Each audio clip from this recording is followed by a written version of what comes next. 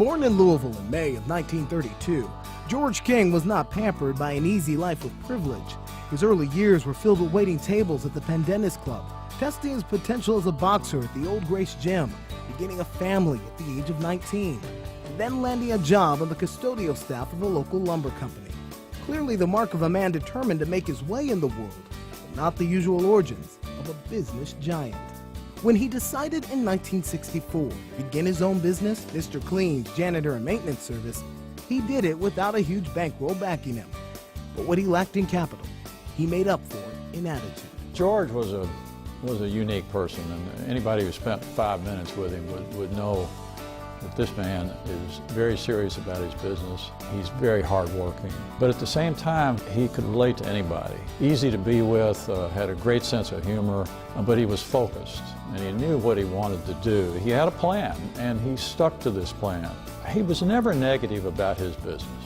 I know he worried about it from time to time, but I think he probably knew he was going to be successful. George King's plan was indeed successful, and it wasn't long before Mr. Clean's grew from a small family business run out of a garage into the largest black-owned business in the state of Kentucky. From the start, Mr. Clean's developed a reputation for quality work, continued to grow and gain wider recognition, acquiring contracts not only in Kentucky, but also in Michigan, Massachusetts, and Alabama. In 1982, the Small Business Administration selected Mr. Clean's as Small Business of the Year for the Southeast region, and after finally selling the business in 1995, George sought still more business goals to achieve. Along with several others, he invested in the Old Mill High School building, converting it into a successful office building. And he also teamed with Junior Bridgman and A.J. Bossy to form a construction management firm known as KBB. No matter what his particular business venture was at any time, one thing always remained a constant with George King: his commitment to help the next generation achieve the same success he had. Charles, my business partner, and I knew that one day we wanted to start our own business, so we reached out to George King, and he said that he would meet with us. He didn't do a whole lot of talking at the time. He let us do the talking, so he listened a lot when we first met him, and just wanted to take it in. And I remember one thing he did tell us, and I like to tell people this. He said, "Guys, I don't mind helping you all."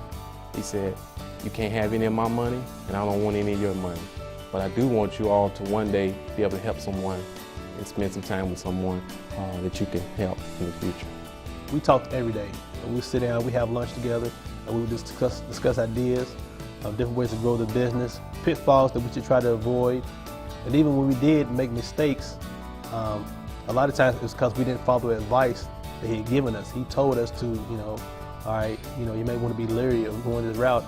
And us being young and ambitious, we thought we knew something, and we tried it, and he ended up being right every time. Anytime it seems like we get a little ahead of ourselves, he was always the one to reel us back in.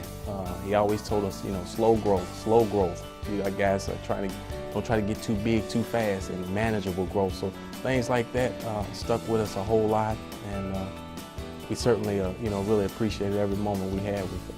George was old school, and many young people don't realize that they have to pay their dues.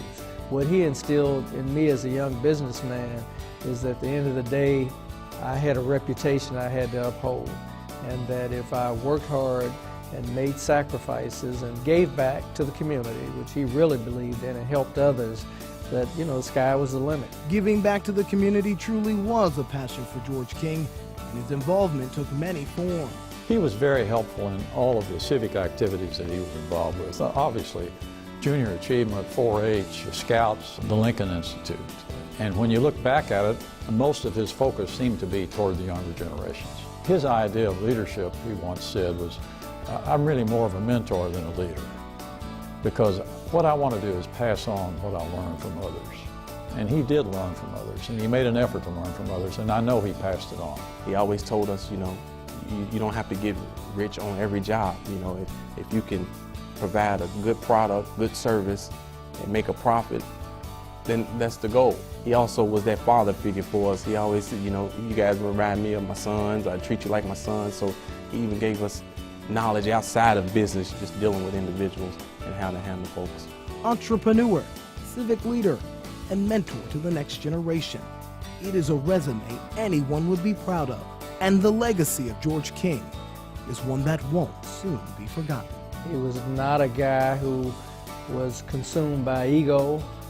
He gave of himself to others with no expectation of anything in return, except that we do the right thing, work hard, and make this community a better place. He touched so many lives and careers in this community.